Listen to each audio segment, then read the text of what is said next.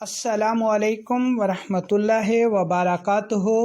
मैं हूं आपका तबीब हकीम लियाकत अली खिची, मुस्तनिद गवर्नमेंट तिबिया कॉलेज बहावलपुर, और आप देख रहे हैं हमारा यूट्यूब चैनल हर्बल वर्ल्ड।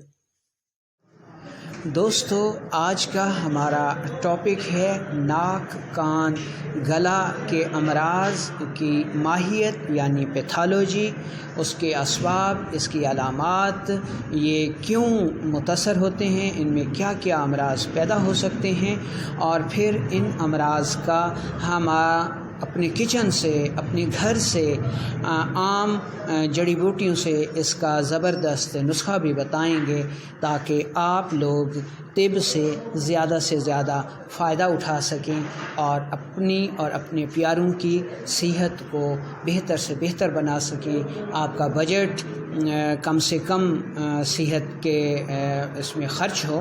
तो चलते हैं अपने टॉपिक की तरफ। नाक, कान, गला में तकालीफ़ का होना बेहद तकलीफ़ का सबब बनता है। इन तीनों को ENT की इस्तिलाह से भी जाना जाता है।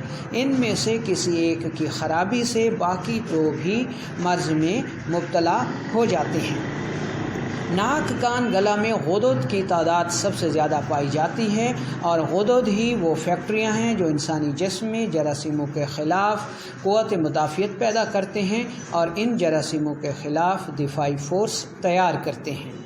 इसलिए मौसम की तब्दीली या वबाओं के दिनों में नाक, कान, गला सबसे ज़्यादा मुतासर होते हैं, क्योंकि ये उन मकामात पर दिफाई फ़ोर्स का फरीज़ा सर अंजाम देते हैं जिसकी वजह से ये ख़ुद भी ज़ख्मी होकर बीमार पड़ जाते हैं।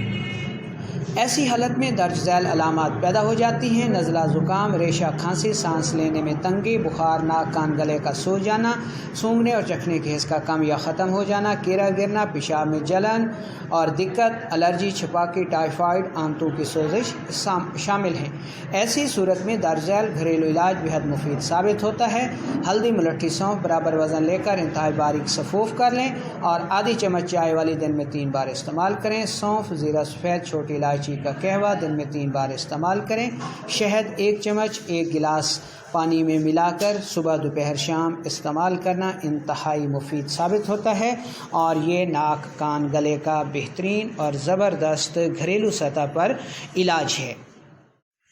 अगर ये वीडियो आपको अच्छी लगी हो तो इस वीडियो को लाइक कीजिए, कमेंट्स कीजिए और दोस्तों को शेयर कीजिए, और इस चैनल को सब्सक्राइब कीजिए ताकि और भी अच्छी वीडियोज़ आपको मिल सकें।